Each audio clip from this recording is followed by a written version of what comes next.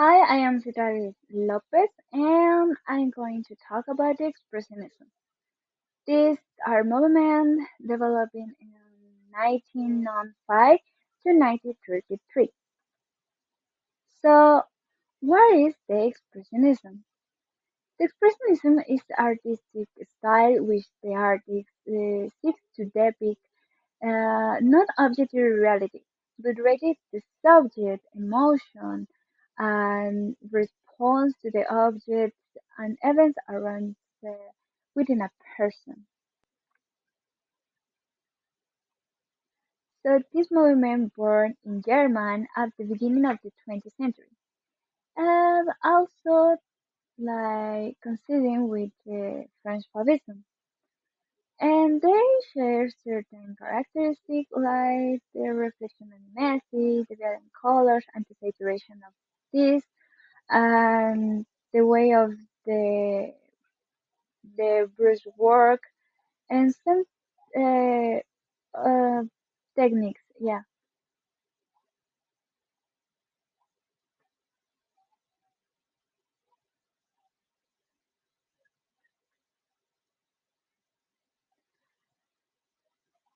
the way that the expressionism works was more pessimist in a pessimist tone. This deformation of the reality is expressed in a subjective way, the objective way left aside, to show it feelings, emotions, something that illustrates nature and the human behind, not only the happiness. The artist accomplished this aim through distortion, exaggeration, primitivism, and fantasy, and through the vivid, hairy, violent, or dynamic applications of formal elements. Also, one of the important things that they used to make was the saturation of color. Also, the artist tried to express the dark and sordid themes, not only the good part, also the bad part and the sadness part. They try to show the loneliness, the misery, the depression, the sadness, the death, the murder, the sex. All these themes that try to reflect in the existentialism that the human have.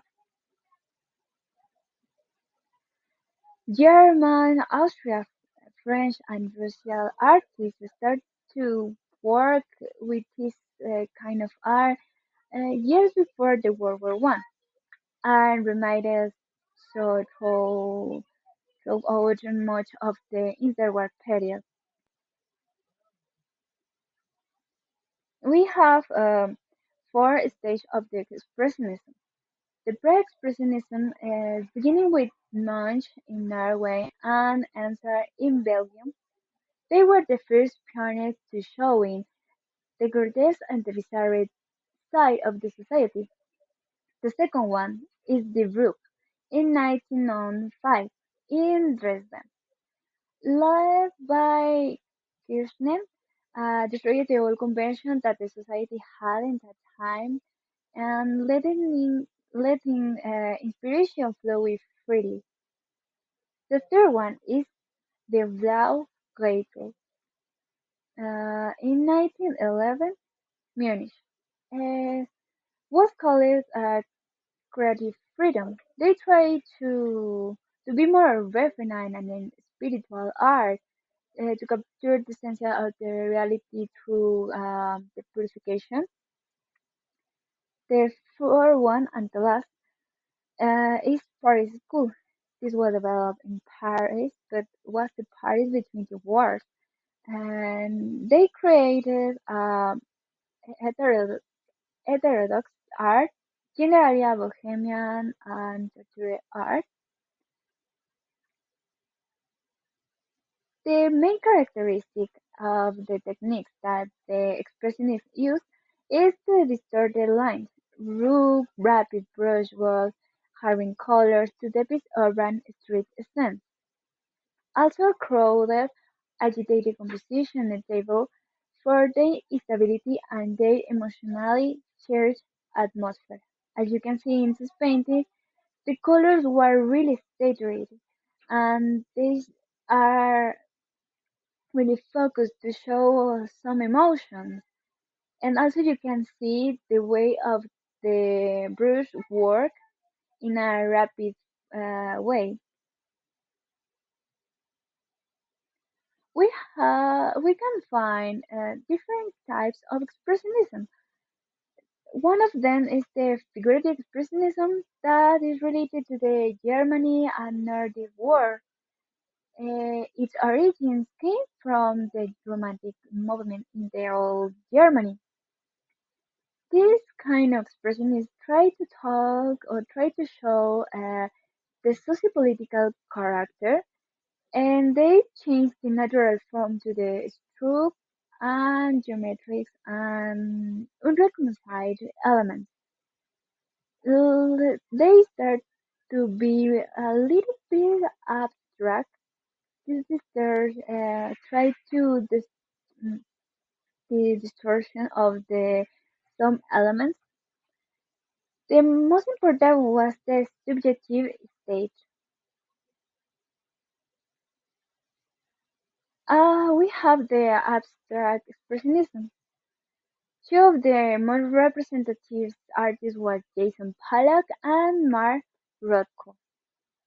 The most important thing in the abstract expressionism was to not show who the things are. It is more like focus in the world of the color, the contour. The objects and figures are left aside. They don't matter if there is a circle or there is a triangle. They just do whatever that they want because they make a global use of abstraction. The shapes of the objects are reshaped by geometric shapes, unknown are pure colors to capture the viewer's attention. So we also have the architectural expressionism. It has its splendor in Germany, Austria, Netherlands, Denmark, and Czech Republic or Czechoslovakia. Um, they try to make some different. They start to use biomorphic forms and subjective composition, change the convention of who build a building. They try to play with the architecture of a building. This distortion of the walls and windows and the doors. This architectural expressionism take his influence. It's influenced by the modernism. They start to use more the steel, glass, and bricks. The last one is the sculptural expressionism. It's distinguished by the thematic or distortion of the form of the sculpture. As you can see, you can perceive a figure of a person, of person, but at the same time, is you can find this distortion in certain part of the sculpture. Mm, more likely uh, abstract in an abstract way. Also, we have some representative artists around the world. Not only the expressionists have to Van Gogh. Also, we can find a lot of artists around the world that worked with this kind of art. We have Ángel Santos of Spain, José Clemente Orozco of Mexico, Oscar Kokoschka from Austria, Edvard Munch from Norway, Alice Neel from US, and Boris Grigorovich from Russia. One technique of the abstract expressionism is the action painting. The action painting received its name by Harlow Rosenberg in 1952. It emerged among abstract expressionism artists in the United States to refer to the painting of the Kunin and later to Pollock and Klein was the first phenomenon of artist maturation of the American artist context, and in particular of painting. The way to make this action painting is really easy. It's really you don't need follow much rules. It consists of splashing the paint over the canvas with the brush. You only put the canvas in the floor, you take the paint and the brush and you start to splashing. You can use many colors or you can use only one. It's in a spontaneous and energetic way. You use a free gestural movement. You don't care about the final result. And the main resource is the acrylic paint. And one of most representative artists of the action painting is Jason Pollock. He creates the first 100% American style in painting.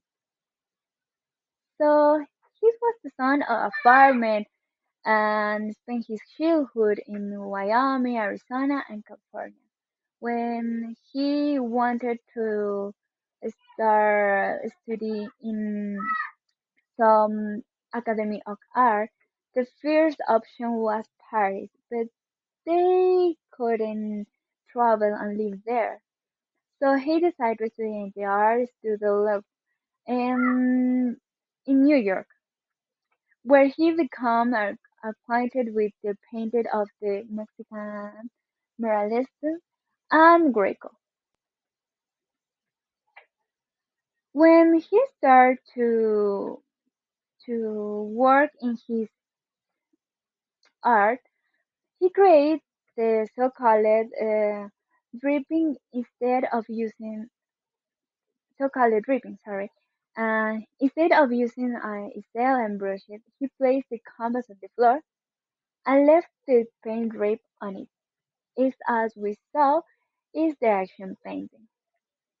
Something curious about his work and about his life is that in the middle of the Cold War, the CIA financed his movement. So these were really amazing. But something bad about he was that he was an alcoholic person, and that developed in many problems. So due to his alcoholism, he had a car accident that ended his life at the age of 44. In conclusion, I think the expressionism is really interesting because you are you are free to make whatever that you want with your paint, with your sculpture. You don't need to follow certain rules. You can use the abstraction uh, the abstraction to make something. You can use on many colors, the saturation. You can be more uh, subjective, nor you need be focused in an objective way. Also, it's really interesting with the action painting is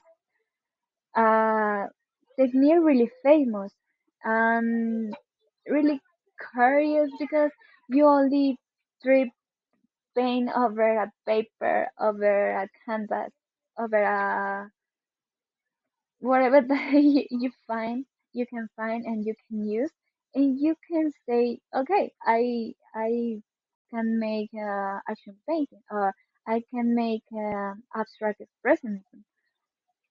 But it's really important to understand that expressionism was one of the movements more recently in the 19th century. And you can understand that Expressionism opened the way to the abstract art.